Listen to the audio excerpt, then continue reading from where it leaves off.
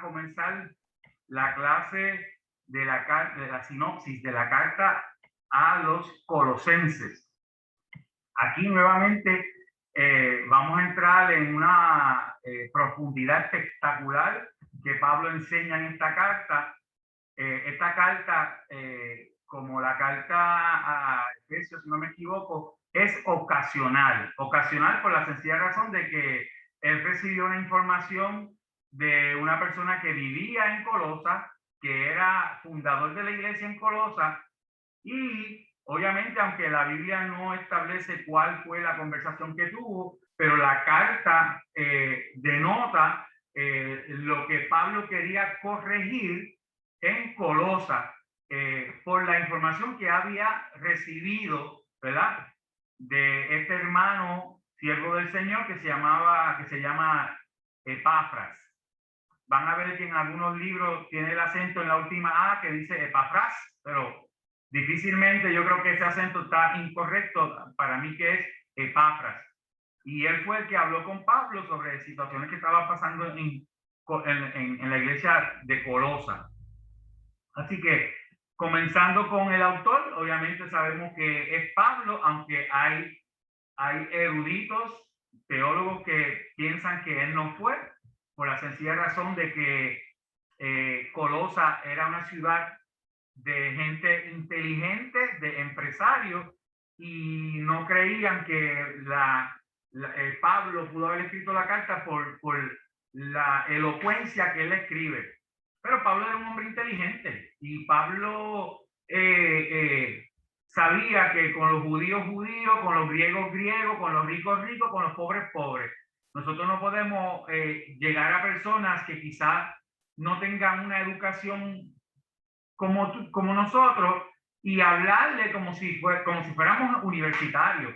Nosotros tenemos que conocer el nivel de educación de las personas para poder llevarle el evangelio a un lenguaje que sea entendido. Y Pablo sabía esto. Pablo sabía cómo hablarle a los judíos, cómo hablarle a los griegos, cómo hablarle a los pobres, cómo hablarle a los ricos.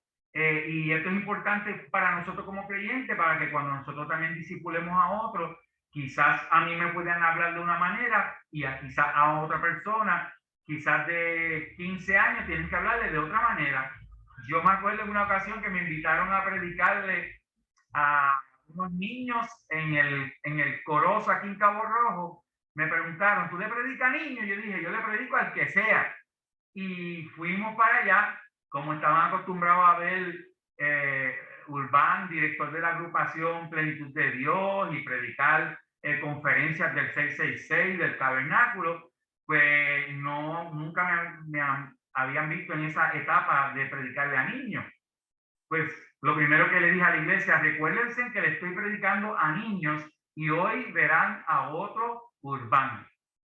Y todos los niños estaban en las primeras dos filas de la iglesia y los hice reír de tal manera que habían hermanas mayores que al final del culto decía, yo estaba a punto de un infarto de tanto que tú me hiciste reír, porque era una etapa diferente que ellos vieron en mí y en Maritza, que me ayudó también. Pero cautivé a los niños al nivel de ellos. Y cuando tú vas a enseñar las escrituras, tú tienes que entender que tienes que saber a qué nivel le vas a hablar a las personas para que te puedan comprender. Y Pablo sabía esto, por eso que en la carta, aunque muchos piensan que no fue Pablo, al final de la carta, él da una salutación y dice, y yo, este saludo final lo hago con mi propia mano. En otras palabras, parece que él dictó la carta, la dictó, pero quiso escribir con sus manos la salutación final. Y eso está en la carta. Al final, es una carta cortita de 4 capítulos. Y Pablo la escribió bajo arresto domiciliario en Roma. Él estaba esperando ser juzgado después de apelar ante el emperador romano Nerón. La carta está dirigida a la gente en Colosa y es importante conocer un poquito el trasfondo histórico de Colosa. De hecho, la palabra Colosa viene de colosal, que es de grandioso, de maravilloso, algo espectacular. Y esa ciudad era importante, como muchas otras cartas que hemos leído. Colosa pues estaba al sur de Asia Menor, que hoy día es Turquía, ¿verdad? Pero habían tres ciudades, estaba Colosa, estaba Laodicea y estaba Hierápolis. Hacían como un pequeño triángulo donde pasaba el río Lico. De hecho, se llamaba el Valle Lico, pero era porque había un río que pasaba por allí y habían fuentes de agua que salían en esas ciudades y por eso que cobraban fama. Colosa, pues, tenía fama por sus aguas frías. Ellos ellos pudieron recibir de las fuentes de los ríos que llegaban agua fría. Estos son detalles bien interesantes que ustedes conozcan porque al lado estaba la Odisea, cerca de Colosa estaba la Odisea y más arriba estaba Hierápolis. Y en Hierápolis tenían aguas termales. Fíjate qué contraste, que aunque recibían las aguas del mismo río, pero de Hierápolis tenían aguas termales, aguas calientes, que de hecho, pues hoy día sabemos por la ciencia que cuando tú te pones agua caliente te puede curar dolores musculares y dolores en los huesos y eso. Pero ellos pensaban que esas aguas eran milagrosas, pero eran porque eran termales. Y en las aguas de Colosa eran bien frías. Y fíjense en el contraste, como en la Odisea las aguas a veces se secaban, ellos tuvieron que hacer acueductos. Obviamente no piensen en acueductos como en Puerto Rico. Ellos desviaron aguas, ¿verdad? Para que las aguas llegaran a la Odisea. ¿Qué pasa? Que al desviar las aguas para llegar a la ciudad de la Odisea, esas aguas llegaban sucias y llegaban tibias. ¿Y por qué le traigo estos datos curiosos? Porque cuando vemos un Apocalipsis que Jesús le habla a la Odisea, le dice, por cuanto no eres frío ni caliente, sino tibia. ¿Y qué pasa? En la Odisea, cuando llegaban estas aguas tibias, llegaban sucias por los acueductos, la gente vomitaba cuando tomaban de estas aguas. Y Jesús le dijo, por cuanto eres tibio, te vomitaré de mi boca. Ya tiene curiosidad que en esa ciudad llegaban las aguas tibias. Pues más o menos para el 63 después de Cristo, digo, en el 17 después de Cristo hubo un terremoto donde sacudió las ciudades y lo poquito que derrumbó fue reconstruido en Colosa. Pero luego hubo en el 63 después de Cristo otro terremoto fuerte y después del 63 después de Cristo no se escucha, no hay historia, no se habla más de la iglesia de Colosa, pero sí de la Odisea. Y de hecho, si usted ve el mapa, se va a dar cuenta que Colosa estaba cerca de las 7 iglesias en Asia Menor, las iglesias que se describen en Apocalipsis capítulo 1, 2 y 3. Están las 7 iglesias allí: Éfeso, Esmirna, Tiatira, Pérgamo y Colosa, pues como no se habló más de ella después del terremoto, perdió su fama y su comercio llegó hasta la Odisea. La Odisea crece en riquezas y en comercio y por eso vemos en Apocalipsis que Jesús le dice a la Odisea, ustedes dicen que son ricos, mas yo les digo que son pobres. Ustedes dicen que ven, mas yo les digo que están ciegos. Entonces, históricamente vemos que Colosa, que era la grandiosa por los terremotos destruida, que de hecho si usted da un viaje que hoy día es Turquía, le dan hasta un tour de las iglesias que están en Apocalipsis y en Colosa lo que hay es ruinas, no hay historia escrita después del 63 después de Cristo por causa de ese terremoto. Bien, ellos tenían influencia, Colosa tenía influencia griega, y la influencia griega, ustedes saben que los griegos eran bien filósofos. Entonces allí habían eruditos, habían empresarios, habían estudiosos, habían profesores, y Pablo tenía que escribirle una carta inteligente a Colosas para poder llegar a estas personas que obviamente cuando se entregan a Cristo vienen con un trasfondo de idolatría, pero también de mucho conocimiento. Eran gente gnósticas, que obviamente personas que creían que podían salvarse por las cosas que ellos podían lograr en su vida. Y Pablo tiene que luchar y atajar esa cultura dentro de Colosa. Y esto lo vamos a ver en la misma carta. Dice, posiblemente Pablo, perdónenme, gracias Marisa por el agua.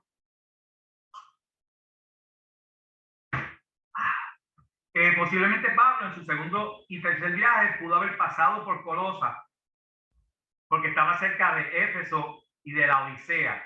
Pero cuando él escribe, él le dice que da gracias a Dios por Epafras y Ónice, que está allí también, y dice que él tiene el deseo de ir allá.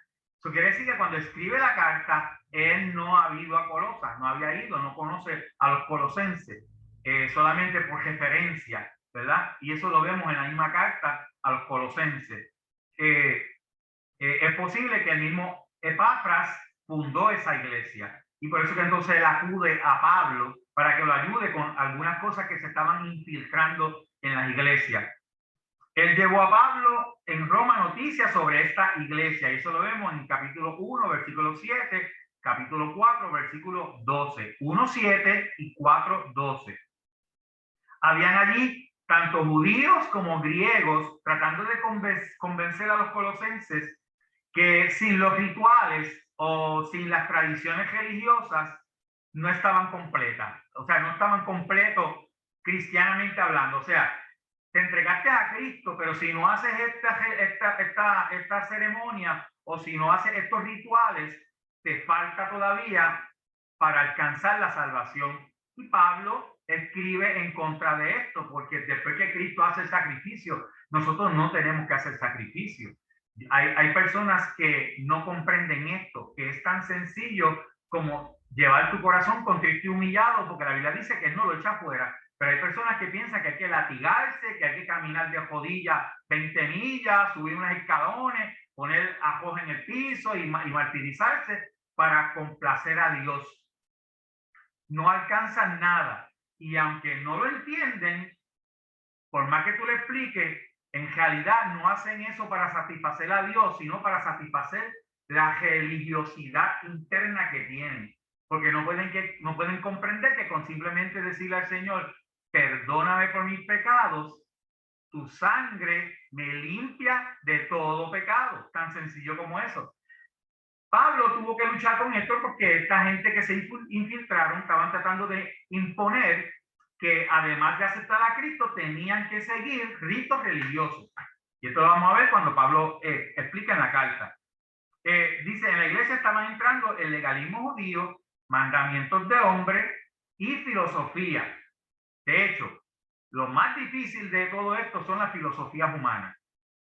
Cuando la Escritura dice que cuando pidamos sabiduría a Dios, que Dios nos la dará en abundancia, dice también que nosotros no podemos venir con sabiduría terrenal, porque la sabiduría terrenal es carnal, así dice la Biblia, es carnal y diabólica. Entonces tenemos que tener cuidado cuando hablemos con sabiduría terrenal. No importa el tema que sea, pida siempre hablar con sabiduría del cielo.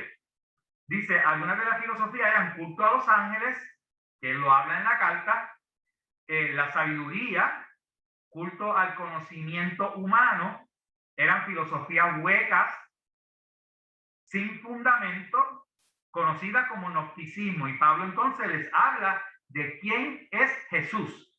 Pablo especifica, como el título de esta clase, todo apunta a Jesús. Y le habla a ellos de una manera espectacular. Y de hecho, si usted quiere comprender un poquito más la Trinidad, la carta a los Colosenses te va a ayudar. Porque le hemos hablado del primer capítulo del libro de Juan, ¿verdad? En el principio era el verbo era con Dios y el verbo era Dios y ese verbo se hizo carne. En Hebreos capítulo 1, versículo 5, habla de cuando Dios dice, ¿a qué ángeles Dios le dijo jamás? Mi hijo eres tú, hoy te he engendrado.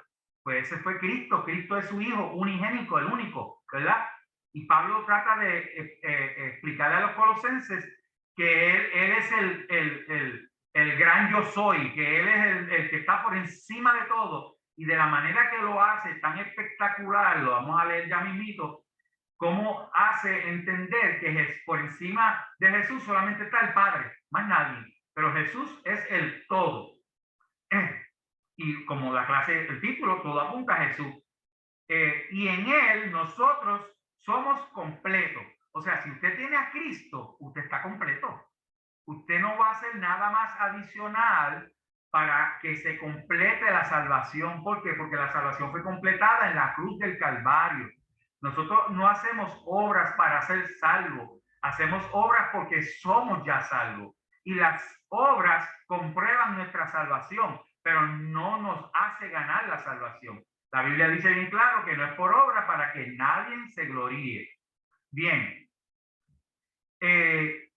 los judaizantes se habían introducido en la iglesia de Colosas y hubo otros que trataron de enseñar una forma de misticismo oriental. Pablo le dice a los colosenses que el misticismo no tiene ningún valor y que no hay valor en los rituales vacíos y las ceremonias. Y de hecho en la carta establece que las ceremonias judías eran sombra de lo que había de venir y el que vino fue Cristo. Él es el autor y el consumador de las ceremonias. Por eso en la cruz él dijo, consumado es, que significa terminado es. Él terminó todo. Y dice, Cristo está por encima de todo. El gozo real se obtiene viviendo la vida cristiana. ¿Cuáles son los temas principales que hay en la carta de Colosenses? El primogénito, eso lo vamos a leer ya mismito. La plenitud de Dios, o sea, lo completo de Dios, cómo conocer todo lo que es de Dios. Y la libertad en Cristo Jesús. ¿Cuáles fueron la fortaleza de los colosenses? Pues que ahí mismo en la carta establece que Epafras les había dado clase, los había discipulado, los había enseñado. Pablo reconoce lo que ellos ya saben, su lugar, la fe y el amor por la iglesia. Si usted lee la carta se va a dar cuenta que de una manera muy inteligente él no los acusó, sino que primero habló de su fe en Cristo, de las cosas buenas que ellos tenían, del amor que ellos mostraban. Y no habló negativamente de lo que quizás Epafras le pudo haber informado. Al contrario, utilizó la información para discipular. Ahora, de la misma manera, hay otro lado de la moneda que tenemos que tener cuidado porque ha pasado en las iglesias, donde alguien se entera de una situación, aprovechan el micrófono y el altar. Dios me muestra que hay por ahí alguien robando en las planillas, y fue que se lo avisaron. Fue que le avisaron y dijo que Dios le muestra. Entonces, quizá un ejemplo, yo no tomo cerveza por si acaso, quiero hacer eso claro. Pero suponiendo que en una mesa de una casa me sirvieron comida y me dieron una copita de cerveza y yo, ¿verdad? Con la comida, me tomé un poquito de cerveza con la comida y me dio un hermano y predican en la iglesia y eso que se pasan tomando cerveza y el diácono al lado mío, amén, amén. Y lo que le faltaba es que diga mi nombre, sí, tú, Urbán, que toma cerveza. Y quizás fue un vasito chiquitito que a lo mejor me ven con Mavi y dicen, ahí está Urbán tomando y es Mavi. Hay que tener cuidado. Cuando tenemos información, orar a Dios para que no utilicemos la información, porque es fácil decir Dios me dijo y Dios que reparta suerte y Dios allá arriba, cuando yo dije eso, pero nos pasamos diciendo que Dios me dijo, que Dios me dijo, que Dios me dijo, que Dios me dijo, y Dios allá arriba está diciendo ¿cuándo Dios me dijo? Bueno, esto dice aquí que la debilidad de los colosenses era la influencia de las falsas doctrinas que se estaban infiltrando, las enseñanzas judías legalistas, y Pablo alerta en contra de esto. Ahora, ¿cuál es el versículo clave de la carta a Colosenses? Es 1:18. Y él, refiriéndose a Cristo, es la cabeza del cuerpo, que es la iglesia, el que es el principio, el primogénito de entre los muertos, para que en todo tenga la preeminencia. Y preeminencia significa el privilegio, el primer lugar, la importancia. Cristo es el que tiene el primer lugar, Cristo es el que tiene la importancia, el privilegio, porque Él está sobre todo. En la carta enfatiza la absoluta supremacía y suficiencia de Cristo, el Hijo de Dios, que Cristo perdona el pecado y quita el terror a los principados. ¿Por qué especifica esto? Porque obviamente ustedes saben que en la cultura griega tenían muchos dioses y el dios del relámpago, el dios del mar, el dios de la sexualidad, el dios de las cosechas, el dios del relámpago, un montón de cosas. Pero obviamente Pablo establece que nosotros al tener a Cristo ya no le tenemos temor a las potestades que están en los aires, no le tenemos temor al enemigo, que todavía en la iglesia tú dices, mira, y Satanás está vencido, y dicen, ay, Jesús, María y José, ay, Jesús, María y José, porque tú mencionas a Satanás o diablo y tienen miedo.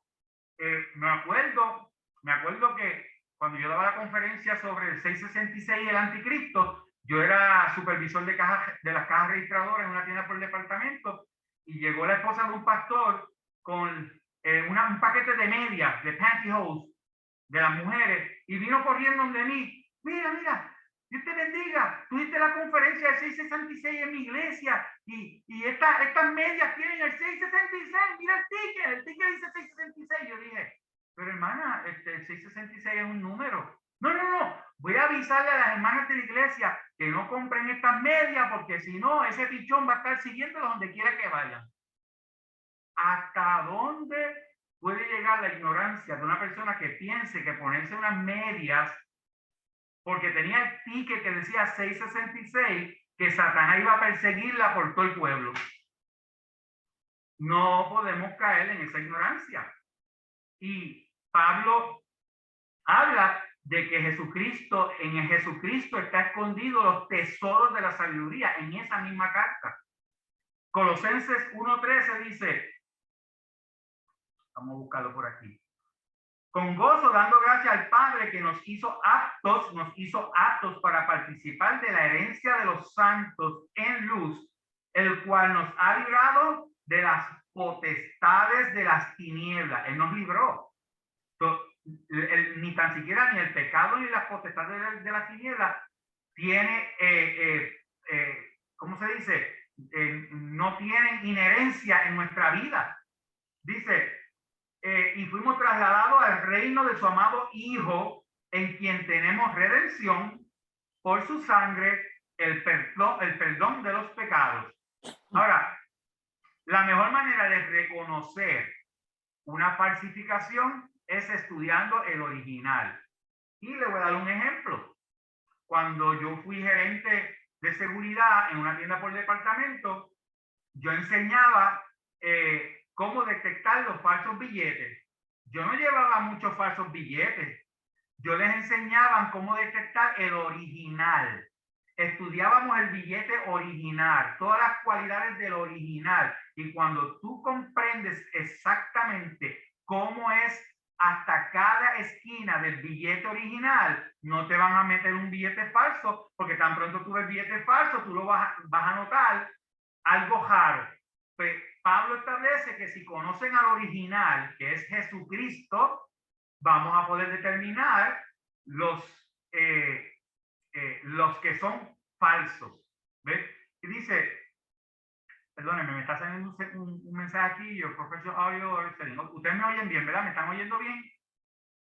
Ok. Entonces dice, Pablo resalta la gloria y la majestad de Cristo, junto con la vida que nos ha dado como el mejor antídoto para las falsas enseñanzas en el entorno cultural de esta joven iglesia. Él habla de quién es Jesús, lo que ha hecho y lo que es vivir en él. Son el centro de la escena. Jesús es el centro de la escena. Pablo utiliza un rico lenguaje para tratar de capturar las cualidades maravillosas de nuestro Dios extraordinario. Y vamos a leerlo.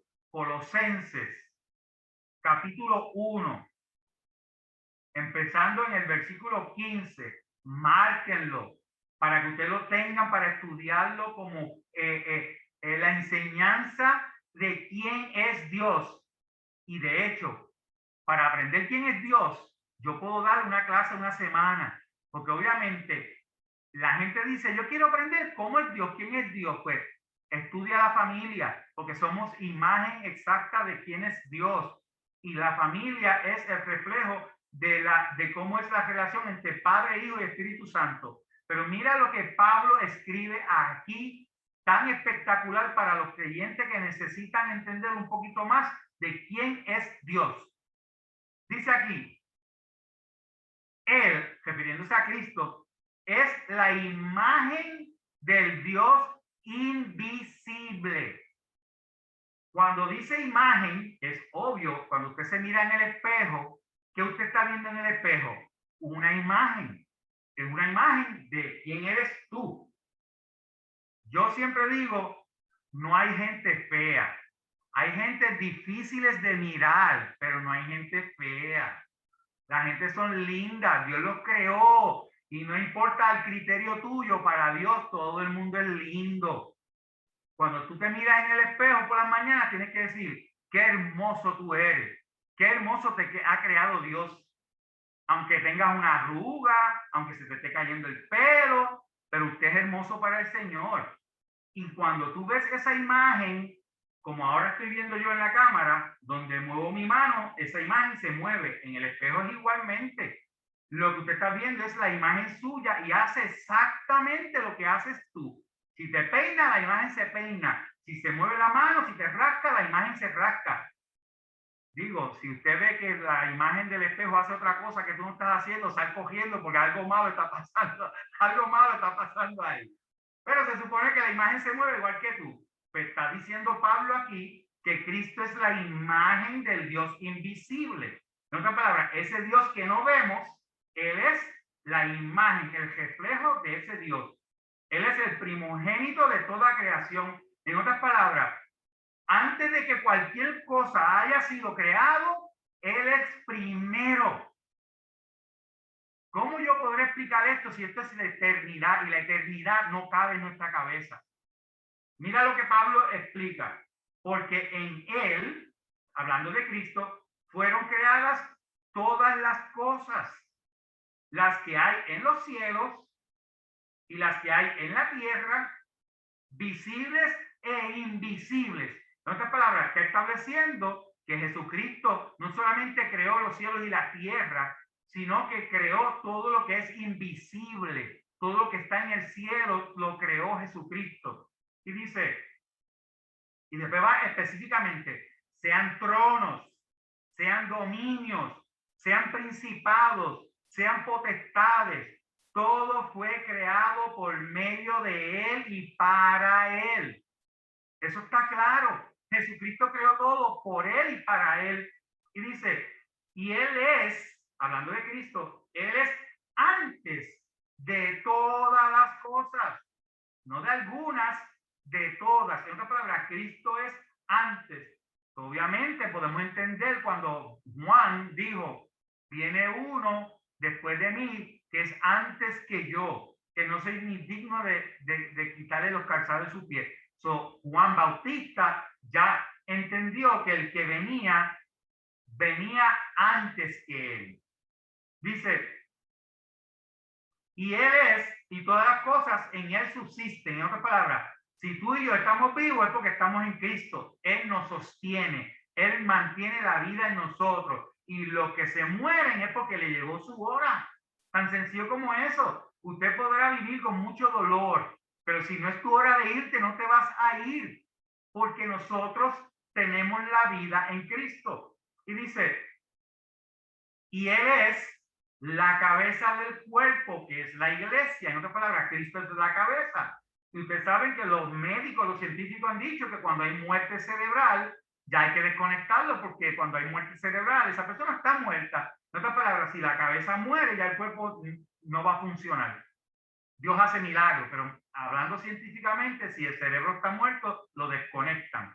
Y dice, cabeza del cuerpo, que es la iglesia, el que es el principio. Vuelve Pablo, enfatiza que la cabeza es el principio, el primogénito de entre los muertos, para que en todo tenga la preeminencia. Yo creo que yo lo escribí por aquí, déjame ver si es verdad. Preeminencia, sí, que es sobresaliente, que está sobre todo. Eso es lo que significa preeminencia. Y dice, por cuanto agradó al Padre. ¿A quién agradó? Al Padre. A más nadie, agradó a su papá. Y dice que en él habitase toda la plenitud. Y fíjense que cuando habla de plenitud, la palabra plenitud es lo completo, todo completo. No se quedó nada afuera. Lo que está diciendo Pablo es que en Jesucristo está todo lo completo del Padre, porque le plació al Padre darle toda esa autoridad al Hijo.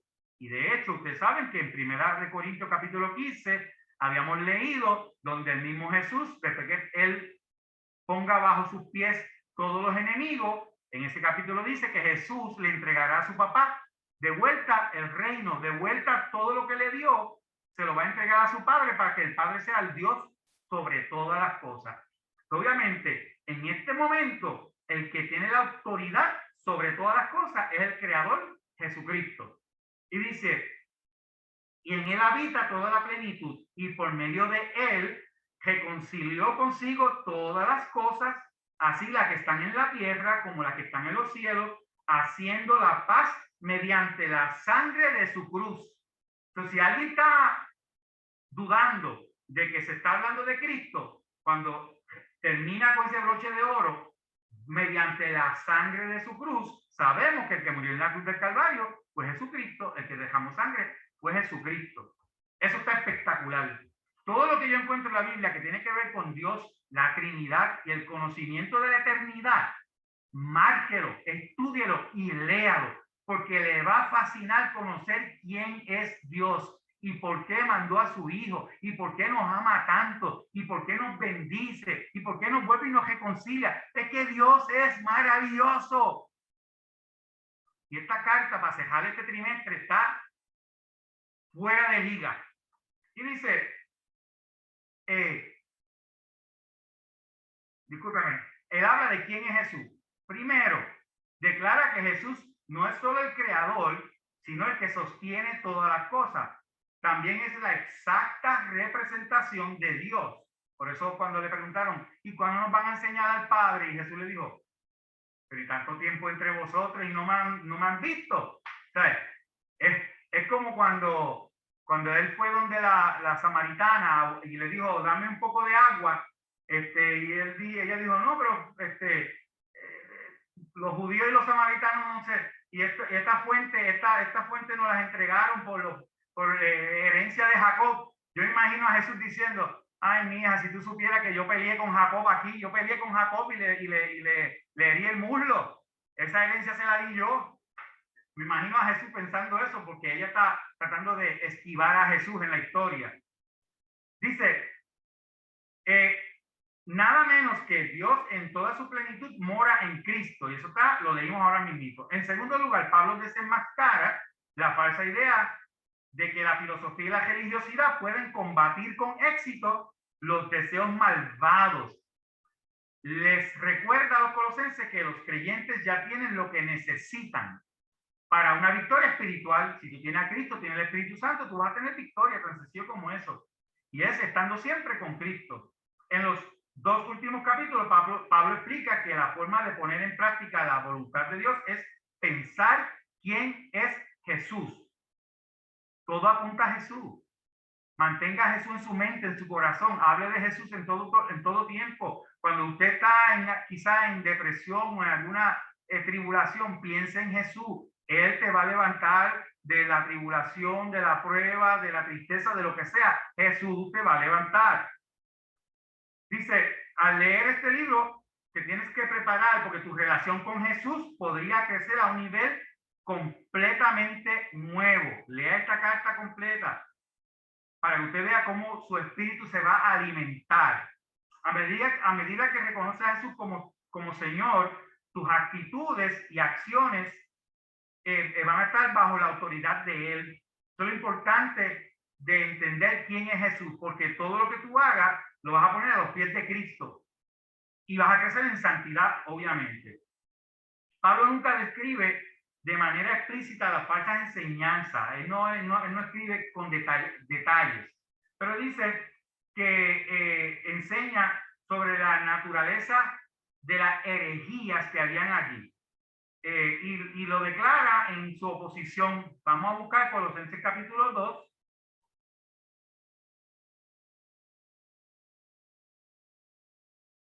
Capítulo 2, versículos 8 y 9. Mira lo que él dice. Que aunque obviamente no especifica cuáles son las herejías, pero mira lo que él declara en esta carta.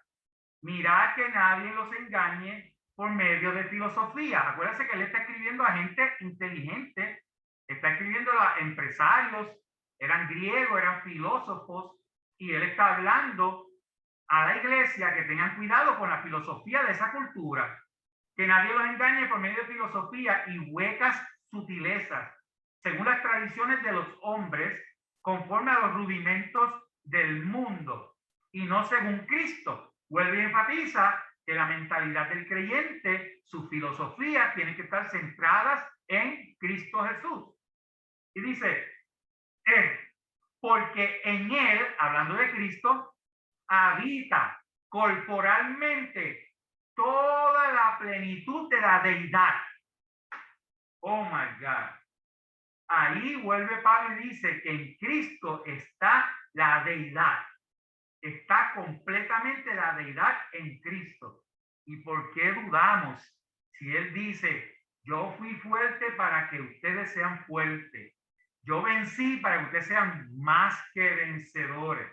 Pues si entendemos estas promesas y entendemos quién es Jesús, nunca vamos a estar en derrota. Aún en la tristeza más profunda vamos a sentir la paz del Señor. Y dice, algunos de los elementos de esa enseñanza, ¿cuáles son los elementos de esta enseñanza que pudo haberle estado en esa cultura a los colosenses? Primero, el ritualismo. Este estaba sujeto a reglas estrictas sobre los tipos de alimentos y bebidas permisibles. Y en el capítulo 16 habla de las festividades religiosas. Dice, por tanto, nadie los juzgue en comida o en bebida, o en cuanto a días de fiesta, luna nueva o días de reposo. Fíjate que incluye días de reposo, en otras palabras, que nadie puede juzgar si los quieres practicar o si no los quieres practicar. O sea, nadie te puede juzgar en bebida y en comida. A mí me han preguntado, Urbán, pero en Semana Santa ¿se puede comer carne? Y yo le digo, ¿cómo tú te sientes si vas a comer carne? Pues siento que me estoy comiendo la carne de Cristo. Y yo le digo, pues no comas carne en Semana Santa. ¿Por qué? Porque quizá para esa persona se siente pecaminosa comiendo carne. A mí tú me lo sirves en Semana Santa y me lo harto. El churrasco me gusta, ese es mi favorito. Aunque sea Semana Santa, voy y me lo como. Pero, obviamente, se supone que no juzguemos al que no quiera comer en Semana Santa carne. Si alguien te dice, ¿qué tú haces martillando en Viernes Santo? No martilla frente a esa persona. Porque la verdad es que yo conozco cristianos que piensan, como hoy es Viernes Santo, hoy voy a martillar para ver quién me dice algo. Entonces provocan a los vecinos y tú oyes ¡pam, pam, pam, pam! Esperando que alguien diga, mira, hoy es Viernes Santo, deja de estar usando el martillo. Estás crucificando a Cristo. Pero obviamente, cuando somos maduros en el Señor, nosotros no estamos llamados a juzgar, ni que nos juzguen ni llamados a juzgar. Así que usted tiene que ser flexible cuando vaya a dar esta enseñanza. Dice, y todo lo cual es sombra, la fiesta, las lunas nuevas, el día de reposo, dice, es sombra de lo que ha de venir, pero el cuerpo es de Cristo. Bien, también habla de la circuncisión en el 2:11. También habla del ascetismo. Ascetismo es cuando tú buscas la perfección moral o espiritual, renunciando a placeres o comodidades. Y obviamente él habla en el 2:21 donde dice, pues si habéis muerto con Cristo, en cuanto a los rudimentos del mundo, porque como si vivieses en el mundo, se someten a estos preceptos, tales como no manejes, ni gustes, no toques, en conformidad a mandamientos y doctrinas de hombre, cosas que todas se destruyen con el uso. En otras palabras, él está diciendo a los colosenses, no se sometan a esos rituales de no tocar, de no, porque eso se llama ascetismo, y ascetismo es tratar de ser salvo, no tocando nada que tenga que ver con comodidades o placeres. Por eso que tú ves comunidades en Estados Unidos como estas comunidades que no quieren usar carro, ¿cómo se llaman ellos? Ay Dios. Los Amish. Los Amish, gracias, los Amish. Entonces, tú ves esa comunidad que no tienen carro, usan todavía los caballos, pero entonces ellos mismos te venden calentadores para el invierno. Y yo digo, calentadores para el invierno. Los Amish te venden calentadores para el invierno, pero yo digo, pues si ellos no usan electricidad, ¿cómo están vendiendo eso? Siempre buscan un loophole. Es como el que manda a hacer muchas cosas, pero no lo vive. Bueno, dice, no tomes, no pruebes, no toques. También habla de la adoración a los ángeles y establece en el 2:18, donde dice, nadie les prive de vuestro premio afectando humildad y culto a los ángeles. Algo estaba pasando allí donde estaban tratando de hacer culto a los ángeles. Y de hecho, si usted ve en la Biblia, cada vez que se presentaba un ángel y la persona se tiraba al piso, el ángel le decía, levántate, no me adores porque yo soy consiervo tuyo. Ningún ángel va a pedir adoración. El único ángel caído que pide adoración es Satanás y los demonios. Pero ningún ángel pide adoración. Entonces, él está estableciendo que no caigan en el culto a los ángeles, entremetiéndose en lo que no ha visto, vanamente hinchado por su propia mente carnal. También habla del menosprecio a Cristo. Esto sugiere el énfasis de Pablo sobre la supremacía de Cristo y lo leímos ya. Y habla también de la ciencia oculta. Se jactaban de tener estos conocimientos y el énfasis de Pablo era sobre Cristo. O sea, ellos se alardeaban de tener conocimiento y filosofía, y Jesús y Pablo lo que le dice, aunque tenga esa filosofía, aunque tenga esos conocimientos, si no tienen a Cristo, son filosofías huecas. Entonces tú tienes que utilizar tus conocimientos con la ayuda del Espíritu Santo. Yo siempre he dicho que los jóvenes, cuando los jóvenes van a la universidad, nunca le diga a un joven, no estudie, que Cristo viene, olvídate de eso, nunca le diga eso. Al contrario, dile, estudia todo lo que pueda en lo que Cristo viene, porque todo ese conocimiento Dios lo va a usar para el reino. Entonces, nunca le diga a un joven que no vaya a estudiar, que se tire en un sofá como una papa a comer y a ver películas, a esperar a Cristo, porque hubo generaciones donde vendieron sus terrenos, sus casas, porque pusieron una fecha que Cristo venía y después tuvieron que regresar a buscar y a comprar y a buscar el trabajo para poder regresar al estatus social que tenían antes, porque pensaban que Cristo venía y no vino. Entonces yo digo que tenemos que vivir como si Cristo viniera en 100 años, como si viniera dentro de 5 minutos. En otras palabras, vivir todo el tiempo buscando el rostro de Dios.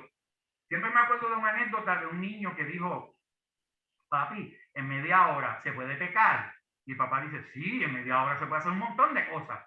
Y él hace, y se va, después regresa, papi, y en 10 minutos se puede pecar. Y él hace, sí, en 10 minutos se puede pecar, puedes mirar lo que no tienes que mirar, hablar lo que no... ¡Ay! Y se va, y regresa, papi, y en 1 minuto, ¿tú crees que se puede pecar? Y él dice, bueno, quizás no, porque en lo que tú y yo estamos hablando ha pasado 1 minuto y ni tú ni yo hemos pecado. Y él dice, esa es la clave para servirle al Señor. Y el papá le dice, ¿cuál es la clave? Voy a vivir de minuto en minuto. La curiosidad de un niño. Hay que ser como un niño, vivir de minuto en minuto para no pecar contra el Señor. Bueno, aquí el habla de las ciencias ocultas, estaba en quién están escondidas. En el versículo 2, dice que en Cristo están escondidos Todos los tesoros de la sabiduría y del conocimiento están allí en Cristo. Busquemos a Cristo para poder obtener esos tesoros. Que de hecho, uno de los tesoros que hay en Cristo es el lenguaje hebreo. Que cuando yo comienzo a dar las clases, les voy a avisar para que los que quieran coger estas clasecitas de hebreo, les va a fascinar los tesoros que hay en el lenguaje hebreo. Bueno, ahora, para terminar, vamos a buscar en capítulos 3 y 4 solamente algunas cositas que están allí, porque no lo voy a leer todo porque ya obviamente estamos terminando, pero algunas cositas bonitas de la carta, cerrando Pablo la carta. Dice, capítulo 3, versículo 1, si pues habéis resucitado con Cristo, buscad las cosas de arriba, no las terrenales, buscad las cosas de arriba. Cuando yo veo una persona defendiendo más las cosas de la tierra que las de arriba, yo digo, algo está pasando ahí. Dice, buscar las cosas de arriba donde está Cristo sentado a la diestra de Dios. Ponga la mira en las cosas de arriba y no en las de la tierra. Obviamente está enfatizando en que nosotros no tengamos el afán de buscar más que las cosas terrenales, las cosas terrenales. Hay gente que quiere tener el último modelo. Este me lo cambiaron los hijos míos, porque yo tenía Samsung Note 3 y el Note va por el 11, yo creo, el 12. Y me dijeron, papi, es que ya tú estás prehistórico ese teléfono. Y yo dije, mientras funcione y llame, yo sigo usándolo. Hasta que un día vinieron y me regalaron el iPhone. Pero no porque yo lo pedí, es que ellos pensaron que tenía que estar al día. Bueno, me alegro por el regalito. Marisa brincó y yo estaba como que, ok. Y Marisa estaba, y yo, ok. Hay gente que necesita la última televisión. Hay gente que necesita el último carro. Hay gente que necesita la última ropa, la última camisa. O sea, necesitan siempre lo último en el mercado para estar a la moda. Y Pablo dice, no miren las cosas de abajo, miren las cosas de arriba. Dice también en el versículo 5, haced morir, pues lo terrenal en vosotros. Fornicación, impureza, pasiones desordenadas. Usted lea los malos deseos, avaricia. Pero lo importante de este versículo es hacer morir. ¿Cómo uno hace morir una planta? Le deja de echar agua, lo saca del sol, así es que se muere. Amaja un pejo y no le dé comida para que vea como una de dos, o se muere amajado o se come la soga o la cadena. Pero si aquí dice hacer morir, es que tienes que tú hacer morir estos deseos de su vida. Impureza, fornicación, pasiones desordenadas, malos deseos, avaricia, cosas por las cuales la ira de Dios viene sobre los hijos de desobediencia. Y más adelante dice, pero ahora dejad también vosotros todas estas cosas. Y vuelve y dice, déjalas. Está diciendo a los colosenses, déjalas. Y de hecho, si usted ve, va a leer que él dice, no solamente lea esta carta a los colosenses, léala a todos los que están por ahí cerca. Deja la ira, el enojo, la malicia, la blasfemia, las palabras deshonestas. Fíjate que no dicen malas palabras, palabras deshonestas que salen de vuestra boca. No mientan, porque se han despojado del viejo hombre y revístanse del nuevo, que es conforme a la imagen del que lo creó, se va renovando hasta el conocimiento pleno. Más abajo dice en el 12, vestidos pues, en otras palabras, lo que expliqué la semana pasada, usted se tiene que vestir como escogidos de Dios, santos y amados, de extrañable misericordia, ser bueno, vístase de humildad, de mansedumbre y de paciencia. Más adelante en el 17, y todo lo que hagan, sean de palabra o de hecho, hacerlo en el nombre del Señor Jesús, dando gracias a Dios Padre. Que cuando usted hace algo, usted ora por alguien y se sana. Usted le dice, Cristo te sanó, dale gloria al Padre, dale gloria al Padre. Porque la gente se sana y dice, mira, búscate a Urbán que se sanó por Urbán. Entonces todo el mundo le da gloria a Urbán porque me acuerdo, ya se está acabando el tiempo, pero me acuerdo en un culto no de catacumba, que fuimos a una casa y fuimos un grupo de diferentes iglesias. Yo no estaba en catacumba todavía, pero oramos por la persona que estaba enfermo en esa casa y a los 2 días se sanó y se formó una discusión entre los hermanos. ¿Quién fue que le puso las manos? Yo fui, Yo le puse las manos, sí, pero yo le puse las manos donde estaba la enfermedad. Pero yo fui el primero que le puse las manos en las piernas y todo el mundo buscando quién sanó a la hermana cuando lo que teníamos que hacer es darle la gloria a Cristo, porque el que sana y tiene el poder es Dios, más nadie. Nosotros somos instrumentos y hacemos lo que tenemos que hacer. Bueno, se me acaba el tiempo. Y obviamente ahí más adelante habla de las casadas, está sujeta a vuestros maridos como conviene al Señor, pero todos los hombres usan eso un montón, pero no leen la parte que dice, marido, amen a sus mujeres, ámenla. Se supone que eso sea más importante porque la cabeza de la casa es el hombre es el que tiene que demostrar amor. Demuéstralo, hermano. Usted tiene que ser el que inicia el amor en la casa. Amamos a Dios porque Él nos amó primero. Pero si usted quiere que su esposa lo ame, ámala primero. Traje esto para dejárselo a los hermanitos, los varones que están escuchando. Proverbio 18:22.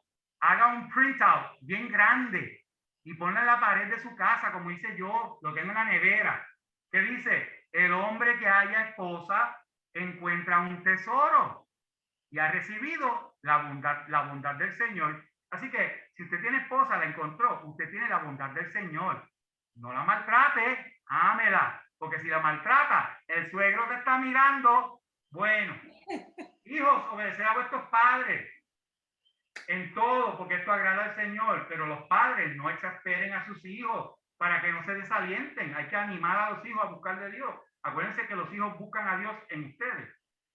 Y dice, todo lo que hagan, hágalo de corazón como para el Señor, sabiendo que el Señor del Señor recibirá la recompensa. Mas el que hace injusticia recibirá también la injusticia que hace. Ay, Dios mío, me quedan 2 minutitos. Capítulo 4, le voy a leer el versículo 5, donde dice, andad sabiamente para con los de afuera, redimiendo el tiempo. Sea vuestra palabra siempre con gracia, que su palabra sea con gracia, sazonada con sal, para que sepas cómo debáis responder a cada uno, que su palabra sea de sazón a las vidas de otros, y no que digan, ay, yo no me gusta escuchar Urbán porque está más amargado, amarga aquel que se la para al lado. Pues mire, hermano, no se supone que la gente hable así de ti. Si tienes a Cristo, tienes el amor de Cristo, tienes la paz del Señor, se supone que la gente diga, yo quiero escucharte más, yo quiero que tú me sigas hablando de las escrituras, yo quiero ser como tú, yo quiero tener lo que tú tienes. Y las salutaciones finales, que era lo que quería leerle, donde dice Pablo, cuando esta carta haya sido leída entre ustedes, hagan que también se lea en las iglesias de la Odisea, a los laodicenses en la Odisea, la leas también. Y dice, la salutación de mi propia mano de Pablo, acordados de mis prisiones, la gracia sea con vosotros. Entonces está hablando escribiendo desde una prisión, pero está estableciendo, ¿verdad? Que nosotros enseñemos esto a otros, que lo que tú aprendiste de Cristo no es para ti nada más, es para que tú también lo compartas. Así que Dios les bendiga a todos.